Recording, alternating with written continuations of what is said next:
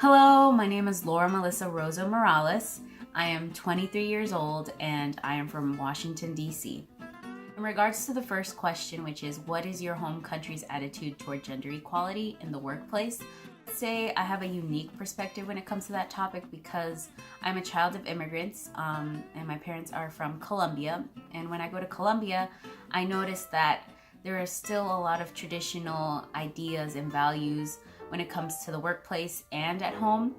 In the workplace, I see that most of the people that are CEOs or managers of companies are men, and all of them are much older, and you don't really see women take part in those higher positions or in CEO positions or being a manager or a boss of a company, because a lot of people think that women can't do it, and they only think that women are only there to take care of the home and watch their kids and cook and clean, and that's it. And I feel like Colombia still has a long way to go when it comes to companies trying to have an equality with genders, especially that women still get paid less than men in Colombia and they're treated unfairly compared to men. Men are more appraised for what the work they do. Instead, women are not really. They're just kind of pushed to the shadows, which is really sad. I would say at home, women are still considered the ones who have to take care of the home. They're the ones who have to cook, have to clean, and also take care of their children, and also feed their husband, do the laundry. And that's still going on today. And women are sometimes frowned upon if they don't know how to cook or clean, and they're kind of like judged because they like, oh, she has a career but she can't clean or cook. So a lot of people look down on women like that, even though they might have a successful career and might be making strides to break that glass ceiling. But women are still like, you have to be able to do all these things like cook and clean and do laundry, but having a career is kind of like pushed to the side, and it's not really as important as taking care of the home. For question number 2, who has the main responsibility for domestic tasks in your country today? I would still have to say it's still women. Sadly, women are still the ones who have to do everything in the home. And I've noticed it more when I go to Colombia because when I go, I see that all of my guy cousins, they don't do anything in regards to domestic tasks. They don't do the laundry, they don't make their beds, they don't cook. They're like, no, my mom has to do everything. And the sad thing is that my cousins are in their mid-20s and I'm like, oh no, like how is this possible? Like, why don't they do anything like to help out their mom? Like, her mom was working, also getting a career at the age of 45, and also trying to do all of the domestic tasks. Like, I always applaud her because she inspires me, because she's someone who has worked so hard and has to do all of these things.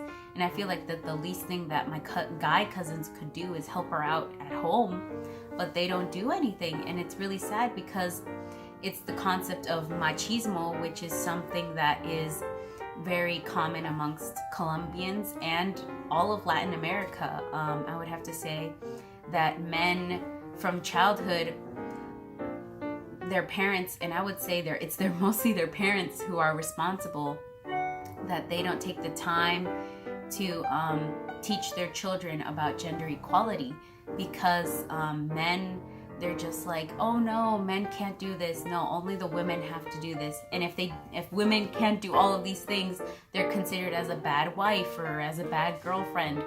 And it's really sad because guys don't do anything. And it's different from when I'm here in the States, where all of my cousins, women and men, we've all learned from childhood that we have to do things, and everything is equal. Like, everything is gender equal. Everything we have to do, like clean the house, do the laundry, cooking. Like, if my brother does this, I will do the dishes and he will do the laundry. It's always been equal here, and we've always treated each other that way. And we've never said that men are greater or lesser. But in Colombia, men are still kind of like they're kind of treated like kings. I don't want to say, but it's true. And they don't do anything. And women are still responsible to do everything in the home. Question number 3, which is, in your home country, is it possible for both women and men to have a career and raise a family at the same time? Why or why not? I think it is possible. I think that as long as we educate people and teach people how gender equality is good for everyone when it comes to your career and in your home life, how it can be so much better for everyone. Because I feel like if there's equality, everything could be so much better. Like, if men and women have equality in the workplace, I feel like there can be more advances.